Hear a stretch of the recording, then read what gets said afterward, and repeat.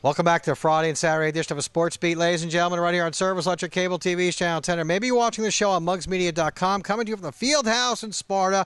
Rent your turf time today. Dodgeball leagues now forming. You play dodgeball? No. Okay, neither did I. Oh, by the way, you're sponsored by Tire King behind the A&P in Sussex. Okay. Now, you want to name your all-team, your all-Dan team, but you want to throw out some love to some other teams before you do that, right? Can I call it the old Mike team as well, or no? You can call it whatever you want. Okay, we'll make it all Dan. Okay. Also wanted to mention Lenape Valley, the great year they had. Yeah. Bill Moore did a terrific job. They won 3 games last year. This year they won 16 or 17.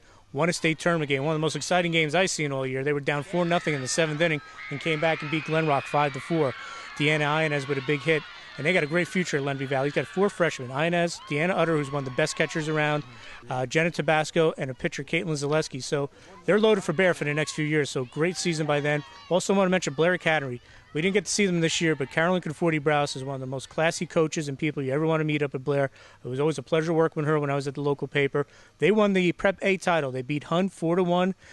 Michelle Fox, Tori Brennan, good players for them. Ali Magistro and Margaret D. Oliveria. Terrific job for Blair, so I want to congratulate the Bucks on their great season. And also North Warren in our area. They came back and finished real strong. They lost to Pequannock in the States, but that's no shame in that. They're playing for the Group 2 title. But Michelle Cicchetti, Carly Bigos, some nice players over there at North Warren. They had a nice season as well. And also, the other teams like Kittatinny played well enough to lose games, unfortunately, for the Cougars after their great run last year. But they had some good players, Emily Hullings and Meg Frawley. Vernon, too, with Amy Baxter, had a good year, Walkill Valley. So these teams, top to bottom in the SAIL, had a great year, even though their records might not have shown it. They were quality teams. Okay, Danny, what do you got in your all Dan or all Mike team, whatever you want to call it? We'll run with the all Dan team. We'll start at first base. Kelsey Vandergorf from High Point had a terrific year for Barbara Fasano over there. So I have her there, and there's a couple other kids I wanted to mention there as well. We'll definitely want Vicky Del Polito from Jefferson, had a good year for Eddie Levins. So those are my 2 first basemen. Second base, Amanda Kent, I thought was by far the best second baseman in the league from Pope John. Amanda turned herself into a very good defensive player. She was very key at the top of that order after Kristen Carter in the number 2 batting hole for Pope John. They really got that offense going. She can switch hit. She slapped from the left side, and she can swing the bat for power on the right. So she had a good year. Also, Courtney Noon, as we mentioned before, from Sparta. And Corey Van Orden from High Point had a real good year for the Wildcats. So those are my second basemen. Shortstop, you can name everyone at shortstop in softball. It's one of the key positions, obviously. But I thought Caitlin Mealy was the best shortstop from Pope John in the league. You can make a case for some other girls, but I thought it was Mealy. Frank Canning says that's the best. She's the best shortstop he's had in his 12 years, and he's had some good ones. So we'll take that as, on that face value with Frank. That's pretty good high praise. So Kate Mealy's there. Third baseman, Brooke Goldsberry from Jefferson. Brooke had a great year with the glove. She also supplied some pop in that lineup. We've seen her hit some home runs and some triples. She did a good job. And an up-and-coming third baseman is Taylor McCourt, just a sophomore for Pope John, so keep an eye on her. The outfield, Kristen Carter, I thought was the best defensive outfielder in the league. She could track down everything with that speed of hers, and she's also very tough on the top of the order with slap hitting and bunting, and could steal bases.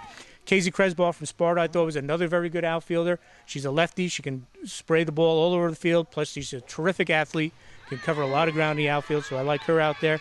Also, Emily Hullings from Kittatinny. Although the Cougars didn't have a great year, Emily was a great slap hitter and covered a lot of ground in the outfield, too. So did Meg Frawley as well from Kittatinny. Allie Cicchetti from Lenape Valley, she had a good year for them and did a very nice job as one of the leaders on that team.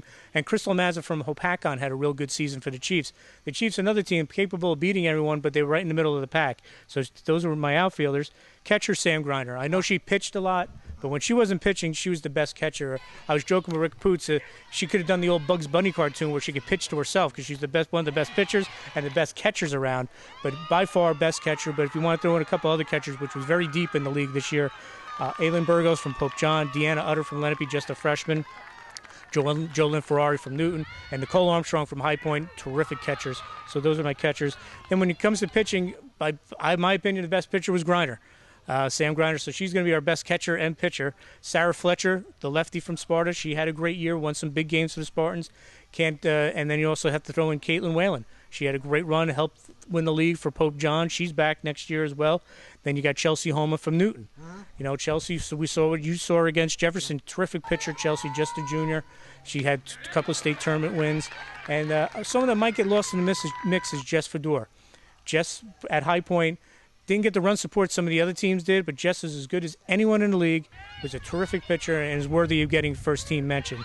So that would be my pitchers. And then some of the kids I would like to mention, honorable mention-wise, kids like Jess Gilman from Sussex Tech, also Jackie Uphouse from Jefferson, Caitlin Ferguson from Jefferson, Rachel Muller from Kittatinny, Amy Baxter from Vernon.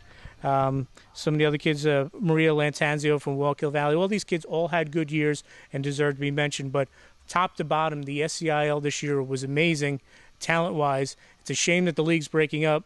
A lot of the smaller schools are all going to see each other next year in Division C, with Jefferson playing with Lenape Valley, Kittatinny, Newton, and Wallkill Valley, plus Hackettstown will come in. So I think Jefferson will do well there, as they have, and I think Newton has a very good chance of winning that division next year as well. But the bigger schools are going to go play those Morris County teams, and I don't think these schools are afraid of playing the Morris County teams. I think Sparta and Pope John, with what they have back, a lot of kids back on both teams, are going to play in that big AB division, and they're going to represent the county extremely well. So I think it's sad to see the SCIL go, but I think the teams from Sussex County, the teams that we cover, are going to do extremely well in softball in the new realignment. So I think that's a good sign for the future. And I just would like to wrap it up with my final top five. Okay. Final top five. At 5 would be Newton, with High Point right on the doorstep. But Newton is the number 5 team. And it shows the depth of the SCIL that they were number 5 and reached the section semis. 5th best team in the SCIL gave Pequannock all they wanted for a few innings. Number 4, Lenape Valley, the great run we talked about what Bill Moore did. Number 3 would be Jefferson. They were number 1 most of the years, but they had a couple of tough losses. Number 2 is Sparta. As we said, they made the section final, but 2 losses to Pope John.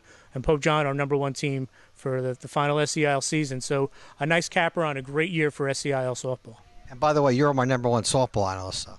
And only one. That's makes you number 1. Thank you, Dad. You're very clever too. I can't match you wit for wit. You're too smart for me. All right, folks. We have more to come on the Friday and Saturday edition of a Sports Beat. Right now, we have for you a commercial time out.